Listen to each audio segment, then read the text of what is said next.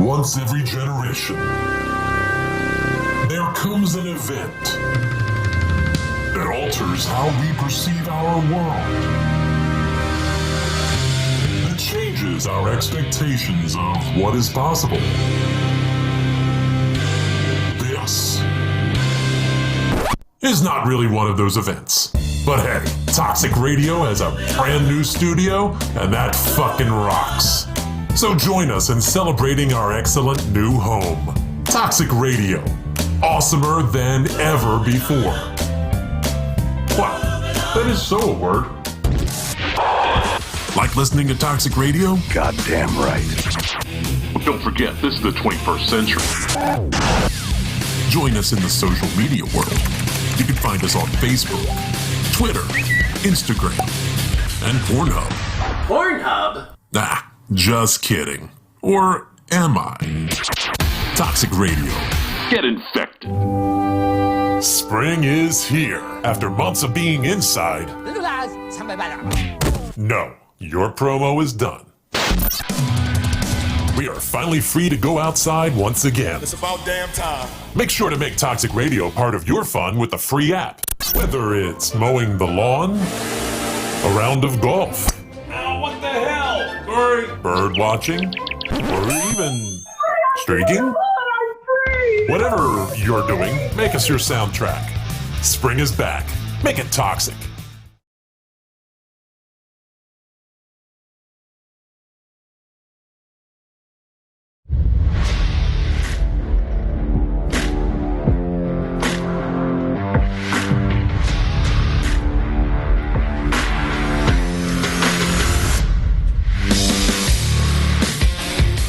Hungry for Hope Nation, your host here, Reckless Donnie Hart. And I'm joined by my co-host. Big time Tim Gudgeon.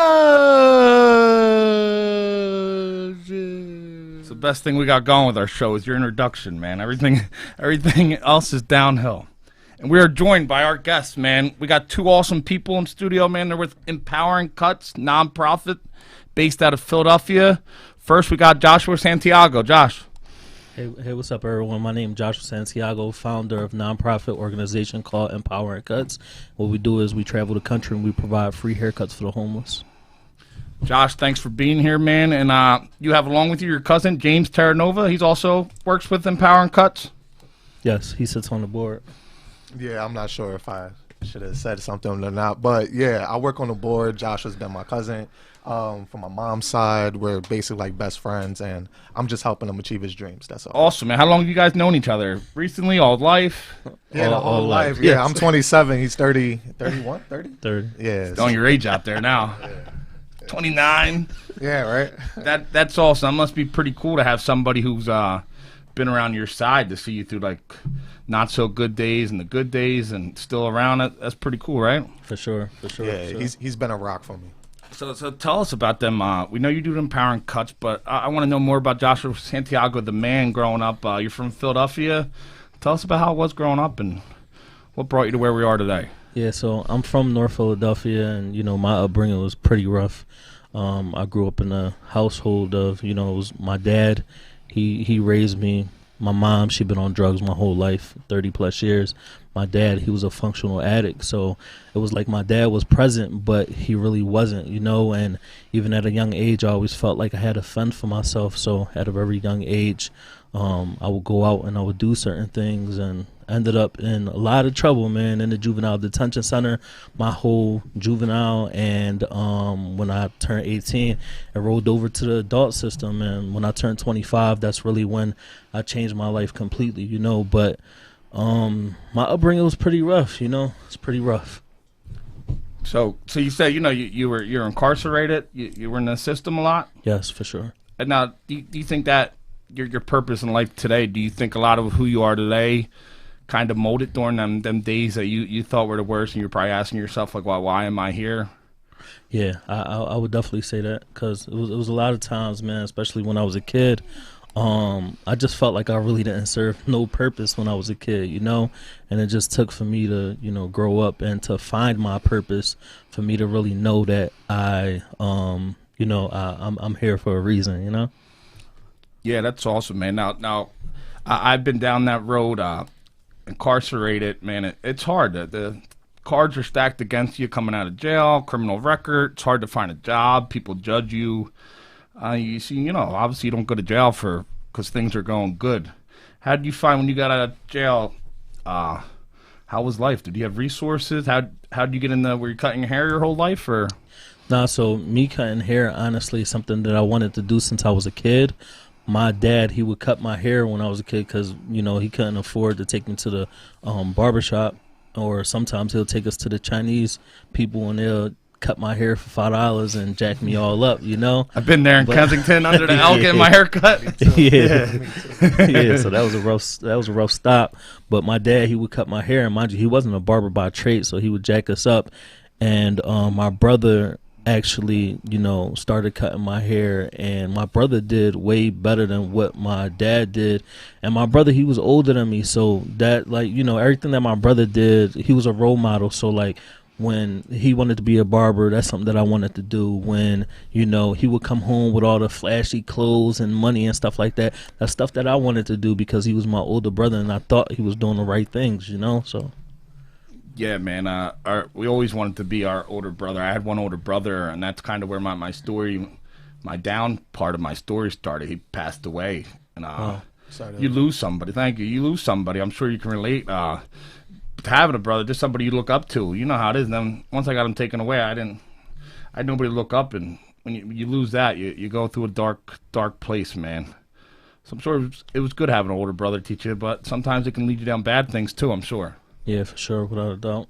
So how did you have to go to barbering school? Were you doing that in jail when you got out? Nah, so when I turned 24, so around the time when I changed my life around, I was 25 years old.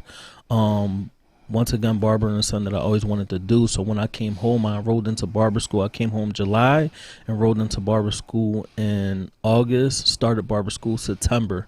And basically, barber school is what changed my life. And I say that because my barber instructor, he would take us to shelters. That's how we learned how to cut hair. And honestly, for me being able to provide a free haircut to someone meant more to me than I actually received money for it. That's awesome, man. I think we always have plans when we're incarcerated, we're going through bad times. I've seen so many people tell me, they're changing their life, they're doing this, and then when they get out of jail, they forget about all that, and before you know it, it's too late. I think the fact that you got out, July, and did that in August, yes, that tells you something dramatically. You weren't kidding, you weren't saying. A lot of people just say stuff because it sounds good. Everybody thinks, they tell, what sounds good is the truth, and what you really... So that I'm sure that was huge, getting into barber school, and then they took you to them homeless shelters. How did that feel, seeing them people? You thought you were coming out of jail. I'm sure you thought, poor me. How did it feel actually seeing these people who were at the lowest of the low? I always complain about certain things, but honestly, being around certain individuals is very humbling. Once again, I just even when I was going to barber school, I dedicated so much time to that. I was commuting to barber school every single day on a train. It would take me 2 hours to go up, 3 hours to come back, and I was commuting all the way to Wilmington, Delaware. So it was, yeah. Yeah, man. My co-host commutes now from Wilmington, Delaware. Oh, wow. He drives, but yeah, we can definitely relate. Some people hit you up in the chat, man. Kelly Guzman just said she wanted to tell you she's proud of you and she's very excited for your future. And Debbie Howland, she said, "Way to go, Josh! You're a blessing to many." Just want to share that with you. Yeah, I appreciate y'all. Thank you. I'm gonna get to some questions. Just throw at you. Okay. Find out more about you, man, and Empowering Cuts, of course. Josh, what's one thing you wish you had known when you were going through tough times in your life, man? Honestly, the people that I surrounded myself around, because they didn't have my best interests.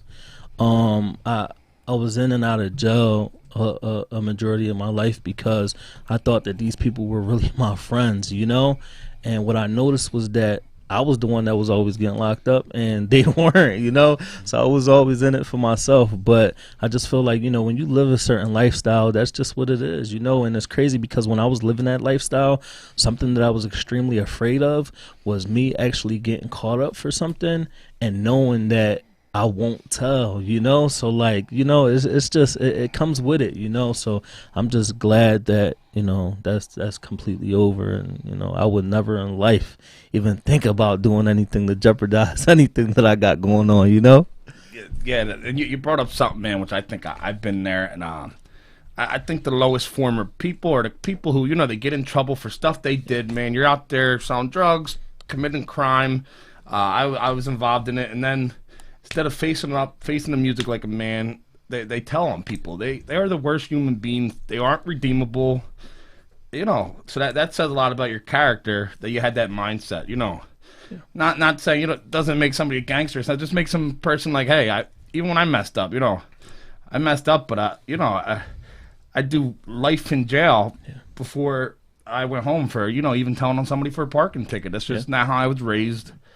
There's too many people in society now. They glorify rats. They glorify people who don't take responsibility. Yeah. It's all about taking responsibility for your actions, but that's pretty cool. Yeah. Tim, coming on, hit him hot, Tim. You got questions? Just make your own questions up, Tim. Don't steal mine. Now, so, like, our inspiration behind the nonprofit was just getting out there, helping as much people grow to that next level. What inspired you to get out there? What inspires you to go every single day? Yeah. So for me, honestly, it's like, you know, a lot of people, they go to the therapist to talk to therapists. And it's like, for me, my therapy is going out there and providing these free haircuts to these individuals, because not only am I providing a free haircut to them, but I'm also conversing with these individuals as well, you know, getting to know these people for who they really are. Because the majority of the time, people walk by these individuals all day, every day, and don't even say a word to them. So the fact that they're able to sit in a chair, and not only am I conversing, but I'm actually touching their heads, you know, it's just a special thing, man. And they're extremely grateful. And every time they get out of my chair, they're either crying, giving me hugs. And to this day, these is relationships that I build. So like, I'll go down there to the Kensington section to do something besides cutting hair, and you got individuals that's approaching me, hey, you giving out free haircuts today? And I'm like, no, I'm not, you know. So yeah. What can you kind of paint a picture of how the process works for the Hungry for Hope Nation? Yeah, so you talking about when I go down there and I provide free haircuts? So when I go down there, majority of the time it's me just setting up, and I'm cutting hair out of the back of my trunk, and me setting up a barber chair or a stool, and me just approaching these individuals and just asking them if they want a free haircut. So when I have one person in the chair, majority of the time when I look up, it's about 30, 40 other people waiting in line. I'm like, oh, y'all know I'm not going to be able to cut all of y'all, right? But it's just insane, you know, because it's a lot going on while I'm providing these free haircuts. You know, mind you, we're in the Kensington section. A majority of the homeless population is wrapped around drug addiction. So I'll be sitting there cutting hair. You got people that's overdosing. You got, you know, people that's sticking other people in the neck, you know. So it's just a lot that's going on right there. And that's just honestly me just painting that picture. That's awesome, man. You're down there a lot on, you were even telling me, Kensington and Allegheny. We're down there, we're Hungry for Hope nonprofit a lot. And people, a lot of times when I explain to people, they don't get it. They're like, are you really changing lives by giving, you know, hamburgers and clothes? And it's so much more. For me, I'm always a guy. Like, I wouldn't feel good just sitting home and just knowing I'm donating money. I got to be there. I got to be in the trenches, man. It's the place that makes me the happiest is when I'm around other people. Like, I'd much rather go see people struggling than be around a bunch of people in suits doing great. I just can't connect. Yeah. No matter how far in life I go and how good I do, I still feel like I'm that guy who's like them people lost. And I feel them. I see them. I look at them and I see myself in them. I'm sure that's coming from the background you came from, the childhood. You talked about your mother's drug addiction, the jail, and you see these people going through that. I bet something you kind of sees yourself. You feel for them. Yeah, for sure. Yeah, that's powerful stuff, man. Now, you're doing all this. Any resources that helped you along the way, Josh, and Empowering Cuts? I know you got your cousin here. He's been there for the whole ride. Yeah, honestly, I want to say one of my biggest. I want to say none of this would be possible if it wasn't for my barber instructor, honestly, you know, because that's the one that really, like, you know, was taking me to these shelters, and I actually was able to actually experience that, you know. But my cousin, he plays a big role in it, you know. He keeps me on my toes, and even when you know, I be thinking crazy or whatever it is, my cousin is just someone that's just always there. Like, I don't really consider myself having friends, you know, but this is like the only person I converse with every day, all day. It's kind of weird, but you know, that's why. It's actually not weird at all. It's actually not in the slightest sense is it weird. It's really not, because me and Tim have been friends our whole childhood, but we met right away. I knew I had this. I was doing good, but I knew something was missing. I had no idea what it was. Even at the time, I didn't know what a podcast was. I thought it was an Apple product. I knew nothing about radio, nothing non-profits. But when I met Tim, you know, we connected every day. I'm hitting him up. What can we do? What can we do? And one thing led to another. But I'm calling him up. I'm blowing his phone up every day. He probably hates it sometimes. I got these crazy ideas, and you know, I throw like 100 great ideas on one lands, and just because I literally wake up with that same. I just want to do something, man. I wake up with that drive. I barely even sleep anymore because I wake up and I want this thing. I want to help people. Yeah. It's like a high, man. I tell people I've done a lot of crazy shit in my life. I never had a feeling better than when you're out there and people are hugging you and crying and you're helping them, man. Nothing. James, how does it feel? You guys are as close as they get. You're empowering Cuts. How does it feel to watch him go through them struggles? I'm sure you saw when times weren't good, his struggles during his childhood and as an early adult. How does it feel to see him now? I tell Josh probably twice a week at minimum that I'm proud of him extremely. You know, the thing is that between me and Josh, we're just like there's like 1 degree of separation as far as, you know, I could have been Josh. I could have been in jail. I could have went through that like tough life. But the difference was I had a mom and dad, right? And with me having a mom and dad, the other difference was I was able to get out of Kensington at 7th grade, whereas Josh, he was in it. Like, you know, he had to fend for himself. And although my parents like separated when I was 7, I had 2 parents still. So, you know, when Josh was younger, he's always been this guy, mild-mannered, cool, calm-tempered. And there's been many times in my life where I had nobody. You know, I was going to East Stroudsburg University in the Poconos, about 2 hours away from Philly. And I didn't have anybody to take me back to school. I called Josh, and he's probably 23 at the time, right? And, you know, me being 19 years old, 20 years old, I'm thinking Josh is an adult. But me being 27 right now and him being 23, I'm like, he was a kid.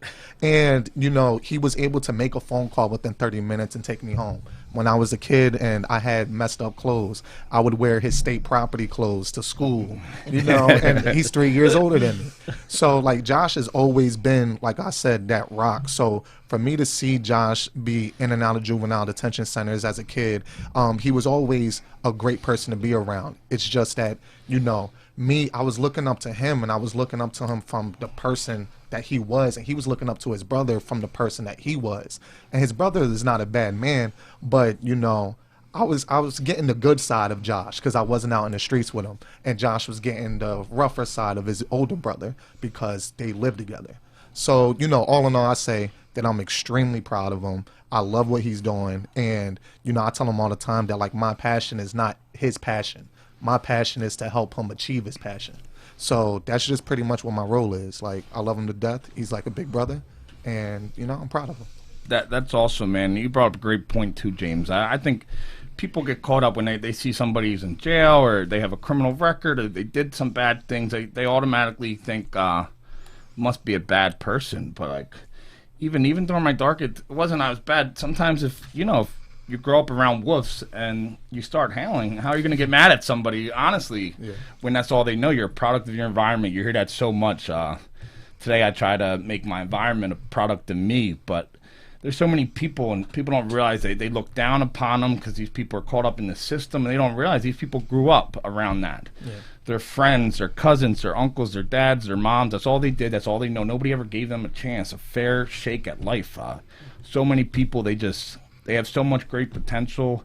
Once they get caught up in that system, it's hard coming out of jail. How he had that passion, that's so rare for somebody. They all say they're going to do it, but nobody once they get back to that life, you know, they're back. Their friends don't want to hear they're going to barber school. You know, they want them to go back to their own ways, and it's so easy to go back to the only thing you know. It's the most comfortable thing. Change isn't easy. It's different, man. Especially when you've gone through other failures in life and you've gone through dark times. You're scared of anything. I'm sure that wasn't easy, right, Josh? Like, no, listen, it wasn't easy at all. From transitioning from getting locked up and selling drugs and getting fast money and stuff like that to being an Uber driver. Like, I'm an Uber driver right now. That's what I do, man, and I love it, though, because I'm able to network with individuals on a daily basis and tell these people, listen, this is what I do. So a lot of people that support me, a lot of people that donate is people that was sitting in my back seats, So it's funny. We probably have like 5 different people listening to the show right now who I met who were Uber drivers or something, right. And I'm just telling them about, I was with Tim the one time. What did that one guy say to Tim? He's like, I got like Howard Stern in my backseat. Yeah. I was like, far from it, my man. But that's pretty cool. Now we talk about your good times, but I really feel like sometimes I get caught up and I post all this good stuff on social media, and everybody's like, "Oh, you got the life," and I sit back and I realize sometimes I'm doing a disservice to them. There's so much negativity, so I try to post all that positive stuff, but sometimes you got to let people know, like, hey, I wasn't given this gift, or I'm not special. I struggled to get here. Josh, what's one of your biggest failures, and what did you learn from it?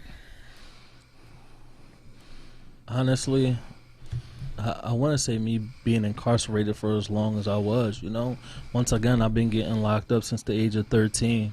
I'm 30 right now. I'm still on probation. And even with me being on probation, I'm not letting that stop me from actually, stopping me from achieving my goals. But I would definitely say that's one of my biggest failures, because I was going away since the age of 13. And and once again, it's all surrounded around me actually feeling like I had to fend for myself, like at an early age, I had a job at a party store, and literally, like, I was getting paid $100 a week, and I would work 6 days, I work 6 full days, and I would get paid $100 a week, and even with that, my dad would still tax me $60, $40, so I wasn't really, So once again, honestly, I would really say like one of my biggest failures is me spending so much time, incarcerated. Yeah, man, I can relate so much. I'm on probation, and the thing is, sometimes the system's against you, but there are some people. My probation officer told me the other day. She's like, I called my supervisor. She said, and she's like, I let him know I have a client who started a nonprofit. I think it was like the first time, like the history they had somebody. I told her about the show, and she just thought it was amazing. And awesome. Sometimes the mindset I have now, I used to go in there and I'm like, oh, they're against me. Yeah. Now I just do what I got to do, and guess what, man? I've probably been the best probationee they ever had. Yeah, no, listen, I agree with you. Listen, I smoked one time in my life, never smoked after that. I drunk one time in my life, threw up everywhere, never drunk after that.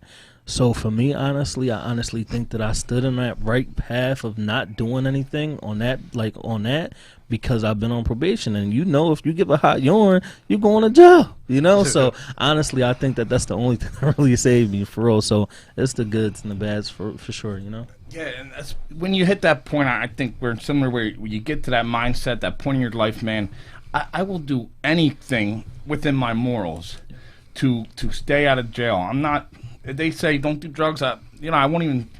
I'll starve to death if I had to. They said you can't eat. I'm not eating. I'm doing whatever it takes not to go back to jail, man. For sure. Just because I know. I know I offer so much to people. I know you offer. We always bring it up on the show. Even when I was incarcerated, you have people who talk to you. They're doctors or counselors or people church people, whoever. I could never relate to them. Nothing against them.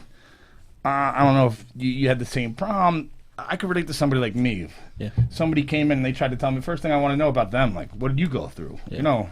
Were you a pro wrestler through your whole life away and your brother died and you messed everything up and you're facing life in jail? They're like, no, I went to Harvard. Conversation over. You act like you have a unique story, Donnie. Conversation over. I couldn't relate. Do you ever feel that when you're... I feel like that might be a reason you're not in a regular barbershop. You're down there with people who struggle, regardless of struggle, drug addiction, selling drugs. It's all a struggle. We all have different struggles, and do you feel like you can connect with them people, them lost, them hopeless people? Yeah, without a doubt. You know, when I first started doing it, it was for me to try to get a sense of why my mom, you know, would do the things that she do. You know, because mind you, once again, I'm cutting individuals that's, you know, homeless, and that's something that my mom is. She's homeless, you know, prostituting and all of that stuff. So, yeah, I definitely think that I could relate to them on many levels. The only thing that I can't relate to them is, you know, the perspective of an actual addict, because I've never been through that. But, you know, my family in general has been destroyed because of drugs, and I'm not just talking about my mom and my dad. It's just a family thing in general, you know. So I'm just glad that, you know, that's something that I didn't have to personally go through. It's like I did go through it because of them, but I didn't personally go through it, you know. So yeah, man, just had going through them times, man. I'm sure there's a lot of people even listening who might be going through dark times, might just be getting out of dark times. For any of them people listening, you, a man who made it through that hell of life that you found yourself in, you made it out. Anybody going through tough times, what do you want to tell them? Anything? I am not special. I am not special at all. Everything that I have accomplished today and where I'm at today is because I really stood down, you know, and I actually stood consistent and worked extremely hard to be where I'm at today. So it's nothing special about me at all, you know, and I've been through so much in life. So honestly, that's really it. You know, you got to really stay consistent, work extremely hard, and let people know that you're actually serious. And a lot of people, honestly, they play on social media, but social media has changed my life completely. So, like, if you take social media serious and you use it as a tool to actually network, it could change your life. Like, literally, I flew out to Cali about, like, a year ago. I didn't even have to pay for the whole flight. You know, they paid for the flight. They paid for my hotel stay, all of that. And when I was in Atlanta, I was in Atlanta with Bow Wow's therapist, you know. So, once again, me traveling, I never had the opportunity to travel. Before I started Empowering Cuts, never had the opportunity to travel. But now I actually travel so much that it's just a beautiful thing, you know? It's crazy. We had I talked to you about Dwayne Fletcher. He's from Philly. He's got a nonprofit, which is awesome. Guns Down, Gloves Up. He's a boxer, comes from the Fletcher family of boxers in Philly. And he said that, you know, he was involved in that street life. That was his whole thing, man. Very similar to you in Philly. And he said for 30 years he ran with a crew. And he got nothing to show for it, but almost getting killed, getting shot, being on life support, and doing tons of years in jail. And he said he's done Guns Down, Gloves Up for maybe like 3 years now, and he's traveled the world in them 3 years, have done things he never imagined. In them 3 years, he's done 100 things more than he did them 30 years running with that. I felt like that when you mentioned that, it was definitely something. And they flew you out to LA. What did you go out to Cali for? So I partner up with different nonprofit organizations all the time, though. You know, it's just me and James actually just came back from LA not too long ago. You know, so we saw Skid Row for the first time. For the first time. Yeah, different. Insane. You know, I always thought that the Kensington section was bad. Now Skid Row is number one, Kensington is number two for sure. I always thought that Skid Row was a couple of blocks, like 2-3 blocks of homeless individuals that live on two sides of the streets. It's a neighborhood of homeless individuals. Whole neighborhood. It's crazy, but it's also sad, man. Like we live in a country where we have all these resources, and they're fighting wars, other places doing stuff, and we have our own people. We have wars going on in our own cities, our own neighborhoods. We have people who are going to sleep hungry, houseless. It's just nuts, man. I feel like if everybody had that same strive you guys have, we could defeat this problem. There's no reason we should live in the so-called greatest country in the world and have people who don't know where their next meal's coming from, children out there homeless. It's crazy. I'm sure it's a wake-up call to you even going out to Skid Row and realizing it's just not in Philadelphia. This is all over, coast to coast. Yeah. But you saw that. I'm sure that was the opening. But how did it feel, man, when you're coming back on that plane from California? They paid for it. This is Joshua Santiago, the man who, you know, came from this rough life in Philly and was incarcerated, was counted out, I'm sure, many times. I'm sure many days you went to bed, ready just to give up, not knowing what life was. How did it feel coming back on that plane, knowing where you were? It felt good, and like every time I get on a plane and I come back, it feels extremely good. Because even today, like I got so many people that love me, because of what I do. And these is individuals that I never met a day in my life. And even if I do see people, it's people just like, not too long ago I was in Wawa. Some guy was like, "Man, you're like a real you're like a real Superman, like in real life, man." So it's always things like that. Like everywhere I go, it's like people always notice me and they just stop just to just to give me some words of encouragement, man. And honestly, I just appreciate everyone. Seriously, I really do. I do. The thing is, I can relate so much. We don't. Not everybody talks about their down times in life, the stuff they went through. So even people you think have it all, man. I've learned from this show. I get a lot of private messages. People tell me in confidence that they went through. Everybody has some kind of struggle, or a family member who might have struggled, or someone they know who was defeated by their struggle. They died from whatever demon, whatever they.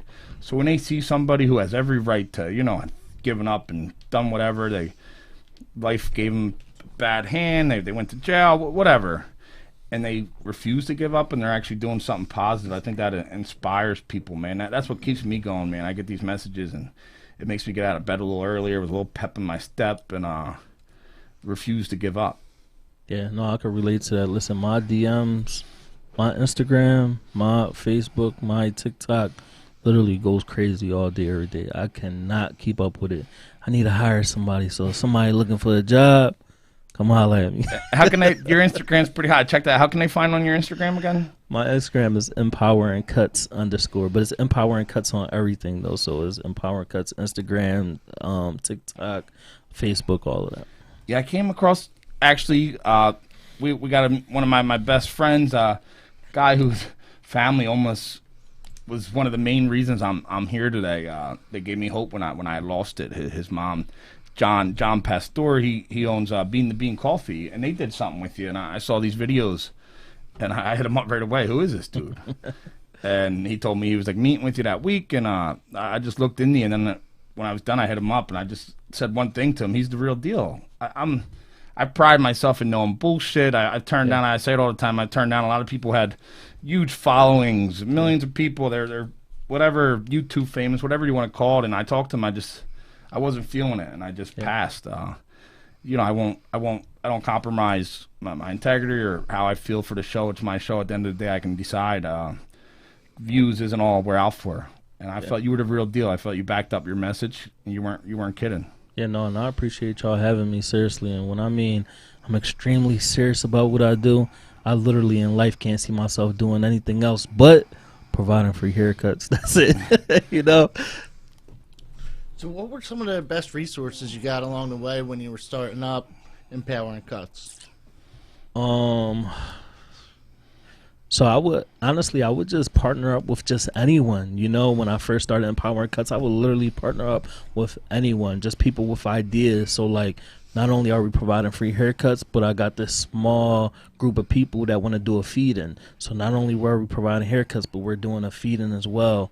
So honestly, I wouldn't like it was, I want to say, partnerships with just regular local people in the neighborhood. Honestly, it wasn't really like too many people that were reaching out then when I first started. Now I got a ton of people that reach out to me all day, every day, but well, that's pretty cool, man. Have you found good other nonprofits in the city that you're working through? I know we've done it with ours a lot. Yeah. We reach out to some I'm real picky, I really stick by what I won't bend what we believe in for anybody, but we have found a lot of help even now in Kensington. You see a lot of nonprofits out there. Have you been able to partner up with any in the city? Or yeah, so the thing here honestly is that what I noticed, like where I'm at now today, is that when I first started doing it, a lot of people just wanted me because they knew that I provide free haircuts. That's it, But once we actually turned into an official nonprofit organization, 501c3, it just changed everything, because it's like now I can't really maneuver that same way because it's a nonprofit organization, but we run it like a for-profit. You know how it go, like, so it's just it's different.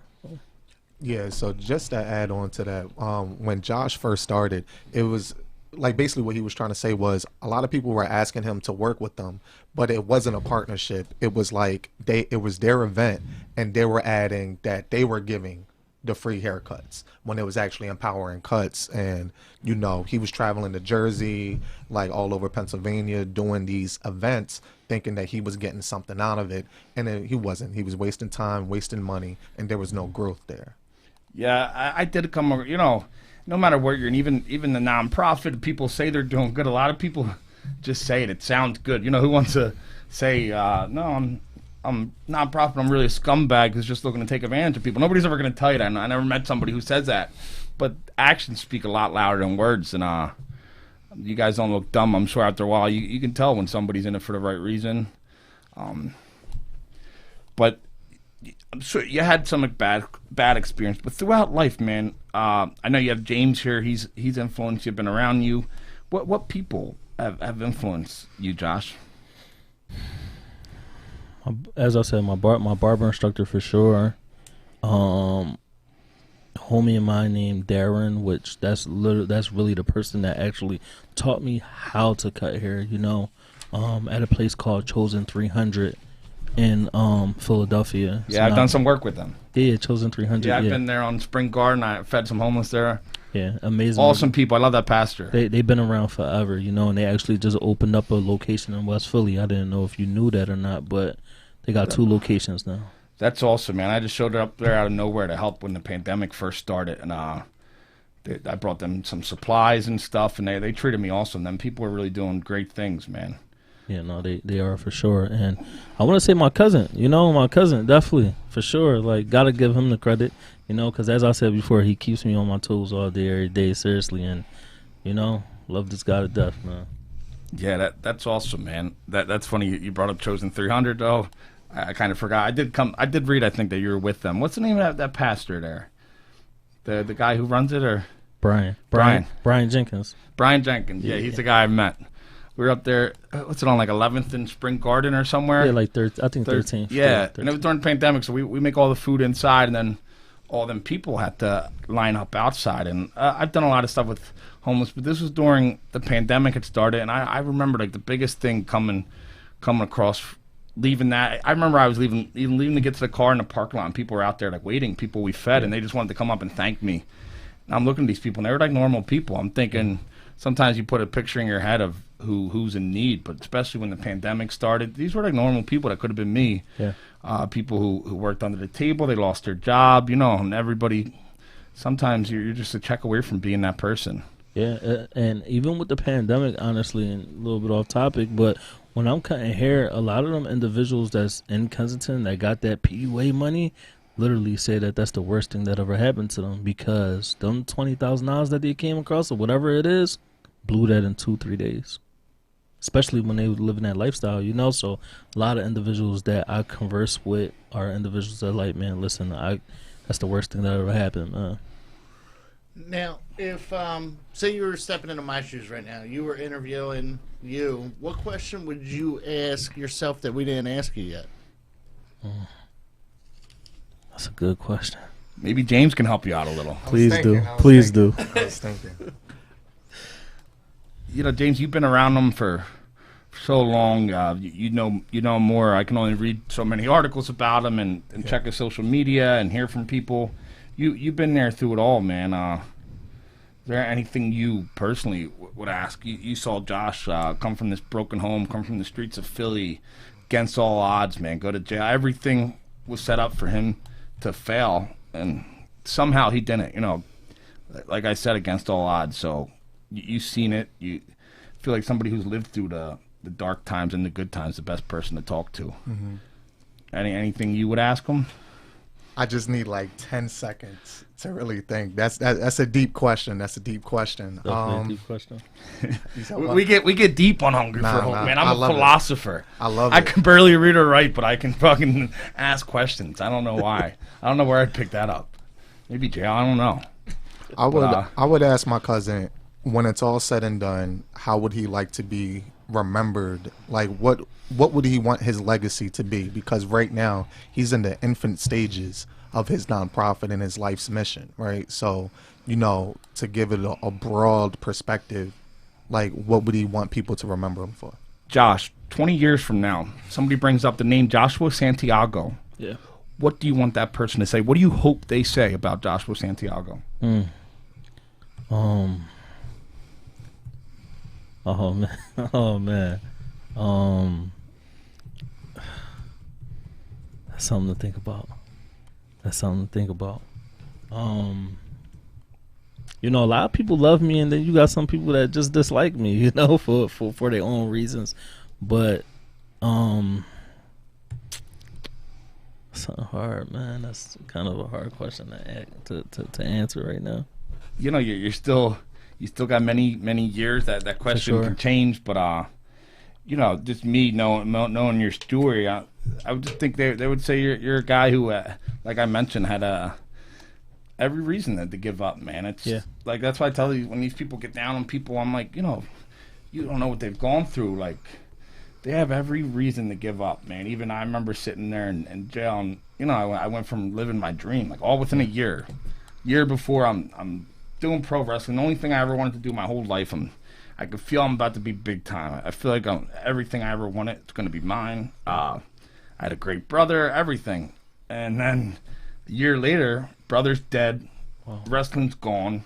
I'm in maximum security. They're telling me I'm going to die in prison. Wow. So take a plea deal. We'll give you 40 years. You do 34 of it, and you won't die in prison. Or go back and say no and die in prison. Wow. And that was the day I said to myself, like, I can't change how this is going to end, but I can change regardless of where I'm at in life, what I'm going through, how I act. And that was the day. It wasn't easy, but that was the day I decided I was going to fight back. Yeah. Because I wanted to give up every day, even after, I'm sure, it's not all great in the beginning. Even when you got out of jail and you did the barber thing, I'm sure there's a lot of days where you just wanted to go back to your old life. All the time. Even when I was in barber school, I was still running around acting crazy, so. It's just when I really stood down, and I was working really hard, and people actually was noticing what I was doing. That's really what it was, because once again, like all of the stories, the jail stories, and fights, and global telling and all of that, all of the money spent in there, the lawyer money, all of that, man. It's just, man, once again, man, I'm just extremely grateful that I'm still here, because a lot of people that I ran the streets with, they're either dead or they're doing life in jail, so it's a hard, when you have over 20 years of the same thing, that life, it's ingrained in you. We are what we do, and what we hear and what we see. So same thing with me, like you said, getting out. It wasn't like I wanted to do right. That was my goal, man. I put the pieces together, but like some days they weren't great. I don't think I went backwards, but there were some days where I didn't go forward, and that was okay with me. As long as I didn't go backwards, I'd stay. I came close, and it got easier, man. It wasn't, I was released from jail like probably 5 years ago, and first few years it was just not going back. Yeah. And then eventually, you get the resources, you figure out what you're up to, just like with Empowering Cuts. How was that process, getting that nonprofit started? I read the article, you were getting a RV, and you were going to cross country cutting hairs. That's already done. We already converted that to a beautiful mobile barbershop, man. So basically during the pandemic, we launched a GoFundMe account. And our initial goal was only $20,000. What happened was that we ended up going viral on social media on numerous occasions, and we surpassed that $20,000 mark in literally, I want to say, 2 weeks. After that, we kept on going viral. We raised 40, 50, $60,000, $70,000. That's where we at right now. And it was just amazing, you know, because once again, this is something that we've been manifesting for the last 4 years. And it's finally here. The grand opening to the mobile barbershop is this Sunday from 12 to 3 on Kensington and Allegheny, man. And it's just, man, it's just, I'm super excited about it, you know? Josh, so when you were sitting there laying in your cell, incarcerated, man, down and out, did you ever sit there in that bed? Do you ever think one day people from all over the world, maybe the country, are going to give you $70,000 to give this dream that I'm sure a lot of people said was crazy, and they probably told you, you know, go back to whatever, and you kept it out. And then you have people all over the world sharing your story, writing about you, giving you awards. Did you ever think, not at all, in your wildest dreams this would happen? No, not at all, not at all, not at all. Just thinking about it, man, you got me over here about to shed a tear a little bit, you know, like, only because honestly, like, I could never imagine, like, even just me just being in the position that I'm in right now. Like, once again, this is why I say all the time that social media really changed my life. Like, it just did, because I'm able to network with individuals on a day-to-day basis, you know, and people that I never met before, that's, you know, blessing me in ways that other people that I knew forever aren't, you know. So once again, man, I just really appreciate everyone, seriously. Yeah, man, I don't mean to, like, bring up stuff, but I feel like we just can't really, if we talk about somebody, like I mentioned earlier, they're good times. Yeah. I feel like for the people who are out there, because I remember even when I was going through hard times, I just thought it was me. I was wired wrong. I was like, nobody else is going through this. I'm messed up for whatever reason. Something greater than me just chose me to suck, and yeah. I was a horrible person. I could never do good. And then I started hearing stories of these people who were in them same spots as me, and I realized, you know, maybe somebody. Maybe you went through these struggles. Maybe you had these struggles growing up, Josh. Seeing your mom and coming from that broken home and in the streets and the drugs and the jail. Maybe it was all part of a bigger plan. Yeah. So you could use your story. That's what I was told. Actually, from our buddy from Bean the Bean's mom. She wrote me a letter in jail, man. This was when I was, you know, it was about over, man. People weren't talking. You know, I was at the worst time in my life, sitting in the cell, you know, thinking about the rest of my life and that. And I got a letter from an Italian lady. I didn't really know her. And then I remembered. I was like, oh, yeah, she's John's mom. I met her like maybe once or twice. And she told me, she's like, I know you probably don't know me, but I'm just writing you because I always liked you. And something told me that God has a bigger plan for you, that he put you through all these struggles because eventually you're going to get out.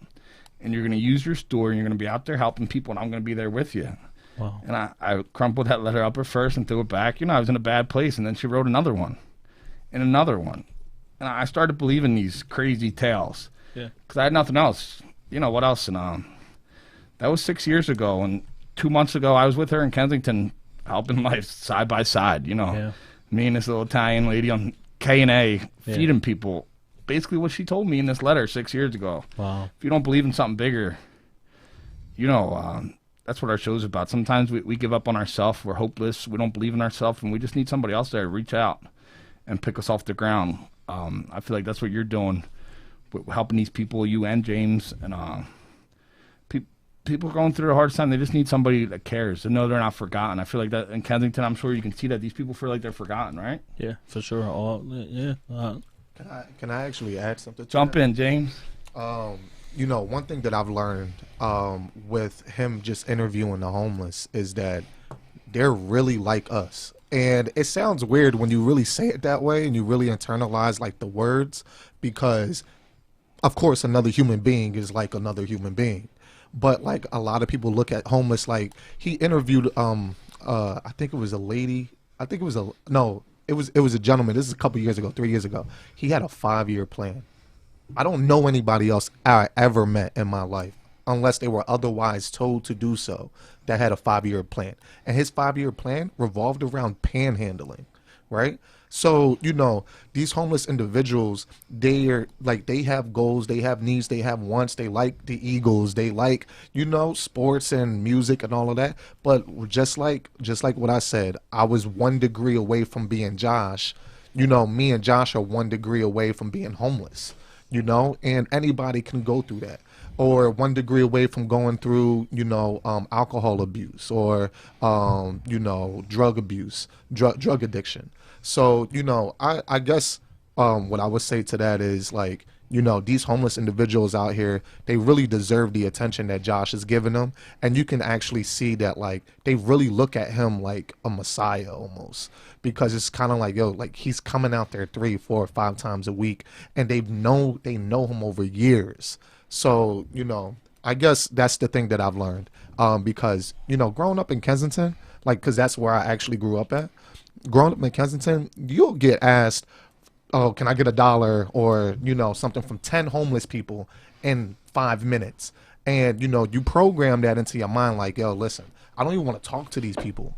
But if you actually converse with them, get to know them, look at the interviews that Josh has been posting over the last few years, then you'll get the soft spot. You'll get the understanding that, hey, listen, just like you go to work and you may be a salesperson knocking door to door, annoying people, like this is the same type of work that they're doing. They're just trying to make their living and get by to the next day. So that's it. Yeah, that's awesome, man. Being out there, not as much as Josh, but being out there on them streets, helping the homeless in Kensington, I feel like the one thing, and I feel like that's why it makes Josh so good. People, they're homeless, but they're not dumb, man. They can tell that. I feel like there's a lot of people out there, not to knock people, I just call it as it is, man. That's why some people hate me, some people love me. I don't bullshit. Some of these people, I feel like they're out there for other reasons, these nonprofits, or even they're preaching something else. There's ulterior motive, and the homeless people can see through that. They might take whatever you're giving them, but they don't want to talk to you. I go out there and, like you mentioned, the biggest thing, I ask them about the Sixers. What do they think? Just talking like normal people, and they're like so taken away. They think I'm like there's something else. Yeah. I'm like, nah, just want to know how you're doing, man. I'll tell you one thing. I'm sorry. When I was in Dallas, Texas, there was this guy. He basically said, he basically said, Josh, but you got to understand that there's a lot of nonprofit organizations that come out here and feed us. There's a lot of nonprofit organizations that come out here and pass out clothes, but they're out here for 5 or 10 minutes. They leave, and there's a possibility that I'll never see these people a day in my life again. But you come out here and you're providing these services, and you're out here for 5, 6 hours at a time, and we appreciate you because you actually getting to know us for who we really are. And that really stuck to me, and to this day, I'm just like, that's just something I'll speak about all the time. And them people in Dallas, Texas, especially the people that I was able to provide a free haircut to, is people that's just on my mind all the time. And that was back last year of October, I believe. He was crying, like real tears, as he was saying. It's the most impactful thing anybody can ever go through, in my opinion, man. Help it, especially it hits different when you've been there. When that's how this show started, man. Tim was on the streets in Kensington, man.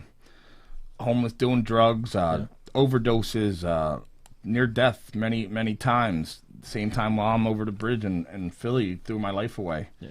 And so we've been there, and we're both, we were hopeless, kind of. And I wish just somebody was there to give me that hope, and unfortunately there wasn't. And I never wanted anybody to feel that way, to feel how it feels, to feel forgotten. So that's how we started Hungry for Hope, basically just so nobody would ever have to feel what I felt sitting on that jail cell, feeling like the world forgot. There was no chance for me, because when you have that in your mind, you're going to do bad things. It can get dangerous because you don't give a shit anymore.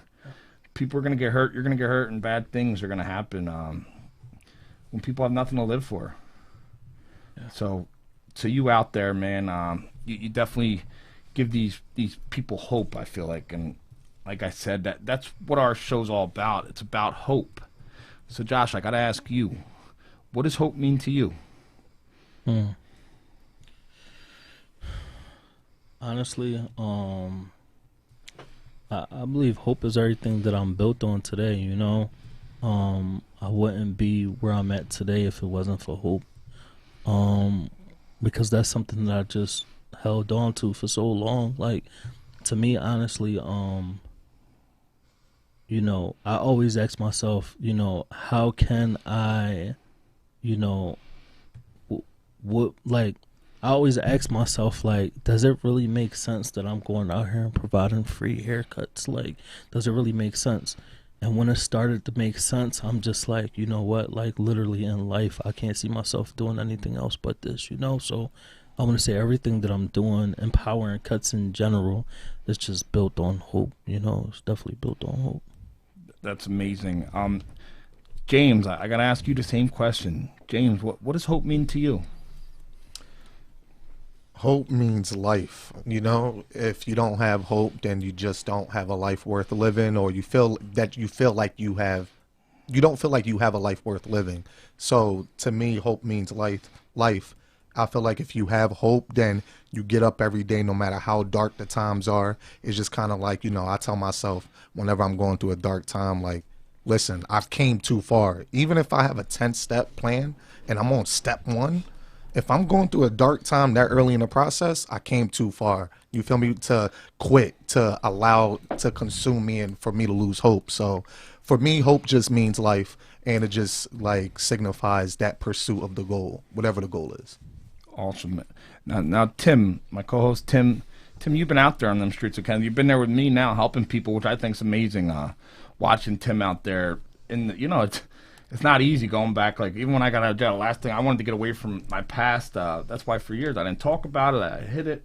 I didn't want to talk about it, you know, because when you make it out of the war or whatever you call it, you don't want to go back to the worst time of your life. And Tim, how do you feel? You see what he's out there doing in Kensington. You've felt what it feels like to be out there in Kensington. What do you think of? No, it's amazing. It's something, you know, a lot of people, especially when I was out there, I wish I had. I mean, it brought me down memory lane, a little flashback before the show when we were talking about the $5 haircuts at Kim's. I remember just like getting this, just to get my haircut to look half human. I would get however much money, get as many bags as I could, and save $5 with $6 for a tip to get one of those haircuts. Yeah. But I know how much like it meant to me to feel human. So you're giving that back to the people. You're giving them the free haircut, and it's really like that. Like me being out there, there's times that you just wouldn't feel human. You would feel like a monster, or you would feel just already dead, like a dead man walking. But what you're doing is giving them that sense of hope. You're restoring that image in their mind, like, oh, I am a person. I do, like, I clean up nice, stuff like that. And it means a lot to somebody that's down there, that's down on their luck. So, you know, hats off to you. Thank you. I appreciate that, man. Like I mentioned earlier, though, Tim, you brought up a great point. Like, anybody can go cut homeless hair, or give people food, and you see people doing it. But I feel like it's the person. Like, you got that haircut on Kim's. I've been there, and nothing. Like, where you have one, two. They don't. They're not speaking to you. They don't. You probably don't even speak the same language. They're not asking you how you are. So it's a haircut. The haircut makes you feel better, but they didn't. Could you imagine having somebody like Josh who's been, you know, came from a broken home, came from some horrible stuff, and he's actually there connecting with you, talking to you like a human being? You think that, you know, it might not get you off that street today, but I'm sure it'd be something you would think about, wouldn't it, Tim? No, yeah, it stays in the back of your mind. Oh, man, I'm just having these worst flashbacks about Kim's now. I don't know what. Look, I've been there. Right. I'll tell you one thing. Like, you know, I want to say about 2 months ago, I was cutting this guy hair. No. So about 2 months ago, I was cutting hair, and some guy, he came up to me. He was homeless, currently battling addiction. He showed me a picture of a barber pole tattoo on his arm, and he was like, man, I cut hair. Can I help you? And I'm like, yeah, you nice though? He was like, come on, man. So he grabbed a pair of clippers and he was cutting. And I noticed, like, dang, this dude nicer than me. You know, like, he was that sharp. And honestly, after he was done cutting hair, mind you, he devoted like 5-6 hours of his time providing free haircuts with me. After he was done that, he said, I want to thank you because you put fire behind my butt. And literally to this day, it's been 2 months ago, to this day, he's been clean, you know, and he's actually going to be at the grand opening cutting hair as well. I was able to take him out to breakfast about like a couple days ago, buy him some new clippers and stuff like that as well. So once again, this is someone that was battling addiction, someone that was homeless out in Kensington that's doing extremely good right now. And I have a lot of stories like that, you know? That's amazing. That's what I want to get across to people, man. Yeah, this might be a huge problem, our homeless and addiction, and you think like, oh, what does it matter what I do? But if every person had that same drive you have to go out there, and they just if every person affected one life, then that person affected another. Because what's that person going to do? That person you talk to, and they get their shit together. I know me personally, they're going to have that drive to go help more people. Then they're going to pass your message on, and on and on and on and on.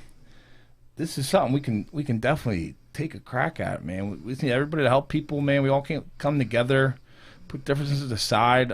These people are talented. Like you said, the guy could cut hair. We even had these homeless people. They were at their worst moment. They were so happy for what we were doing.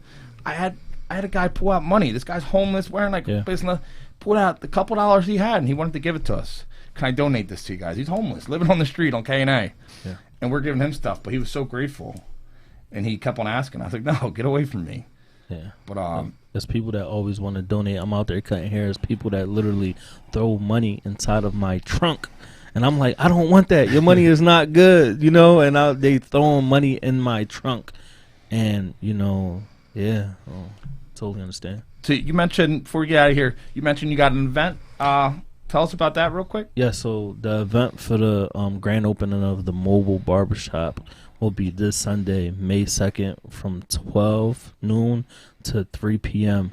And we'll be out there, providing free haircuts for the homeless. I got about 10 barbers coming out. I have, John coming out with jugs of iced coffee, from I'll be Bean there. to Bean. Yes, appreciate He that. never brought coffee to any of my events. That's crazy, John. I know you're listening. That's crazy. Yeah, we got a lot going on. We got a DJ coming out. Once again, is in Kensington, so It's on K&A, right? Yeah. So it's gonna be an amazing turnout, man. It's gonna be an amazing time. Once again, the mobile barbershop gonna be there, so I'm super excited for everybody to take a look at it, man, because it's beautiful. It looks better than a majority of these barbershops out here, seriously. And the crazy thing is, he bought the RV that we transformed, 3 days ago last year? Yeah, yep. 3 days ago last year. And all yeah. that happened during the pandemic. Yeah. That's nuts. Man, James, Josh, you've both been great. Before we get out of here, anything you want to leave our viewers with? Anybody listening? Just a message you want to get across? Either of you? Time is yours. He gave me the floor first. So, yeah, I guess just to reiterate what I said, no matter what you're going through, Josh knows me very well, and I'll just say it there was a point in time in my life where I battled alcoholism. And, I'm 27 now, and I wasn't drinking alcohol every day, but I was just doing dumb things when I did it, right? I was losing control. So, if you're, no matter what you're going through, whether it's alcoholism or, drugs or whatever, you just making dumb mistakes, just understand that at any point in time, you could just change. And you just make that decision and stick to the decision. Just like when Josh was in jail, he made the decision, this is not going to happen anymore. He got out of jail in July. August, he enrolled into barber school and completely transformed his life. A couple of situations happened to me when I was, battling alcoholism, and it had to get rough. And then I made that decision. So just don't be so hard on yourself. Understand that, if you're going through dark times, listen, if it's even one step or the 9th step out of 10 steps that you're on in your journey, you came too far to give up. And that's the only thing. That's really what I live my life by, those few things. So, yeah, that's the only thing I wanted to leave you guys with. Thanks, James. Now, Josh, floor is yours, man. I don't think I'm going to be able to beat that. Yes, you can. Honestly, once again, there ain't nothing special about me. I've been through so much in life, just as well as everybody here been through so much, and we were able to overcome that. So once again, as I said, staying consistent, showing individuals that you're actually serious about what you're doing, and just trying to achieve those goals and make sure that the people that you surround yourself around has your best interests, because there's a lot of people out here that's just trying to latch on because they see that you're doing good, and it might be beneficial, so once again, just watch out to who you surround yourself around. and basically just stay consistent for sure. Josh, James, man, it's been a pleasure. I know Tim wants to thank you for coming on the show. Absolutely. Thank you, Thanks guys. for joining us. Hungry for Hope Nation, man. Thank you all for tuning in. Check out Empowering Cuts. They're on Instagram. They're all over social media. Check them out, man. We're out of here. See you guys.